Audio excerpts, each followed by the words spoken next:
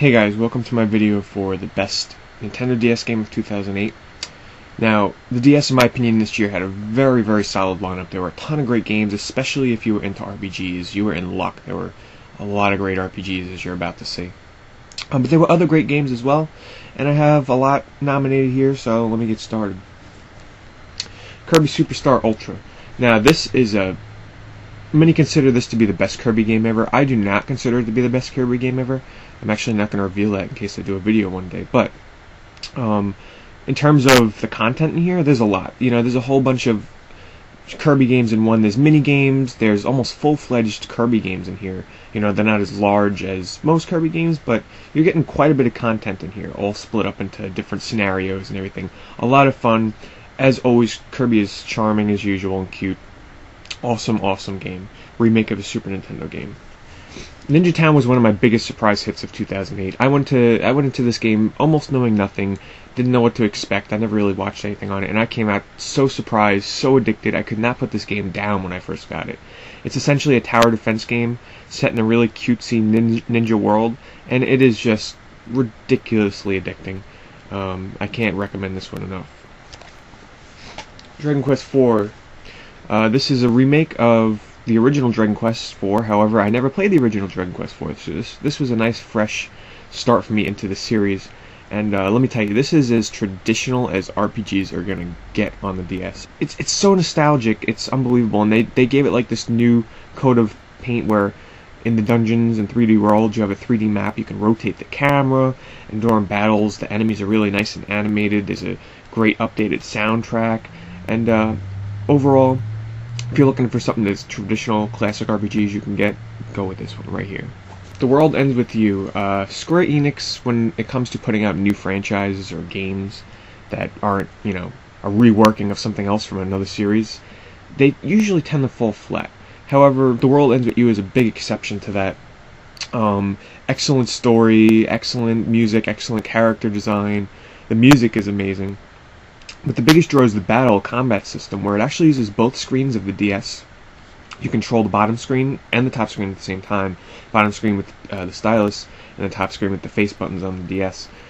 Steep learning curve, but once you do get accustomed to it, you know, there's really deep customization with pins and abilities, and overall, a really different and satisfying experience for RPG players on the DS. Sonic Chronicles: The Dark Brotherhood. This had high expectations because it's been put out by BioWare, you know, makers of Knights of the Old Republic. Since I am a big Sonic fan, you might think this might factor into my decision. However, this is still a very much a very fun RPG. It's quite simple, and everything about it is quite simple. The combat is simple. It's sort of like Elite Beat Agents in terms of its combat, where you gotta, you know, match up different tapping sequences and dragging sequences, but here's the bad thing about it. Once you get that down, the game is quite simple. But don't let that deter you. Despite it being a really simple and easy game, it's still very charming, and getting different abilities and matching them up with your characters is a lot of fun. I highly recommend this to any Sonic fan, but those of you that are RPG veterans, I'd say stay away from this one. Nano Stray 2. This just barely made my nominations, not because it's a bad game by any means, but because it's essentially a very... It's like any other shoot-'em-up out there, you know. The first Nano Stray on the DS I loved. This is essentially the same thing with, instead of scrolling vertically, it's scrolling horizontally. But it's so simple, but everything about it is just good enough to make the nomination. You know, there's nothing extraordinary about it, but there's nothing bad about it. And there's really not many shoot-'em-ups on the DS, so check this one out if you're a fan. Final Fantasy IV. Not only does this one rework the soundtrack, rework the graphics, which look amazing, but somehow they managed to keep it fresh by adding little elements like using the bottom screen as the map screen, where it unmaps if you explore an entire area, you get some items, cutscenes that use voice work, and overall, for some reason, it felt like I was playing, like, it might be traditional RPG as it can get, but it felt like I was playing a game from 2008, and that's what makes this so unique and so much fun. Chrono Trigger. One of the RPG classics. Many call this the best RPG ever, some call it the best game ever. I don't go that far, however, it is without a doubt an RPG essential. If you have not played Chrono Trigger, Now's your chance. If you've never owned a Super Nintendo or a PlayStation 1, which, by the way, don't get the PlayStation 1 version because it suffers from really bad load times. This is really the essential version, and it does everything right to so much of an extent that if you love RPGs, you have to play this game. Like, the graphics hold up so well that it looks like you're really playing, just like Final Fantasy IV. It looks like you're playing a game that could have been made in 2008. It was so ahead of its time, and without a doubt, one of the best games for RPG fans on the system. Etrian Odyssey 2: Heroes of Lagard. I was a huge fan of the very first one, and this is essentially the same thing. For those of you unfamiliar with this series, it's basically a hardcore, old-school dungeon crawler, something that you would find like on the old PC RPGs, where you go into a dungeon and you actually have to map out the dungeon. Like, there's no map for you. You have to sit there, and you can either turn it on auto, which I prefer, or you can actually map out your own dungeon map with the stylus. You got to draw in and say, okay, here was a door, here was a boss, here was a treasure chest over here, here was a trap. You mark it all down on your map, so it's like you have a pen and paper there with you the whole time you're playing this game.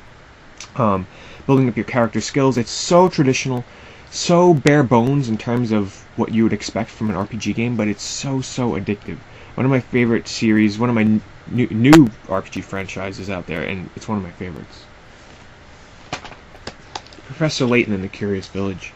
Now, this is one of the most deceiving games I've ever seen. Just look at the cover. You would think parents would look at this and say, okay, that's a little kid game, so let me buy it for my 5-year-old, 6-year-old daughter. No, this is one of the most brutal, brain-twisting games I've ever played, and it's so addicting. Like, it uses logic-based brain teaser puzzles, and they're so rewarding once you finish them, because some of them are so hard. It has a tip system in it where you can use like credits that you've won from completing other puzzles, and they'll give you tips. I try not to use them at all, but it's so hard, its puzzles, that some of them you'll be stuck on for hours, and you simply cannot put it down because you're like, I just want to solve this puzzle and move on to the next. But it's a puzzle game mixed with like a classic mystery type storyline with some adventure elements to it. Very unique, very fun, definitely worth a nomination for this year. Castlevania Order of Ecclesia. This is my least favorite of the 3 Castlevania DS games, but that does not mean it's a bad game by any means. It's still unique, still enjoyable. I still kind of do prefer the weapon-based combat to all the magic all the time in this, but still one of the most awesome soundtracks you'll ever hear. The graphics and sprites are amazing. Definitely still worth picking up for any Castlevania fan. However, I still recommend Dawn of Sorrow, and then after that I would still recommend Portrait of Ruin over Ecclesia, but still definitely worth a nomination for this year. Final Fantasy Tactics Advance 2 Grimoire of the Rift. Now, as some of you may know, I do not prefer this one over the first Tactics Advance on the Game Boy Advance, only because they did some changes that I really didn't agree with, especially with all the items, and I don't know. It has some problems with it, but that does still not mean it's not a great tactical RPG, and a lot of people enjoy it much more than me.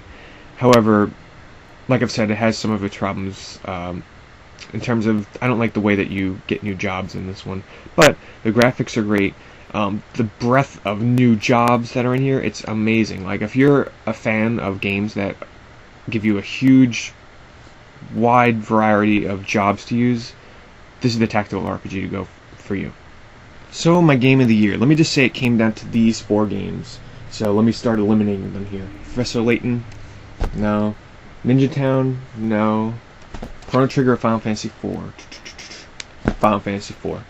Let me tell you why. I think Chrono Trigger is the better game. However, Final Fantasy IV took greater advantage of making it feel like a game I've never played before, despite having played it before.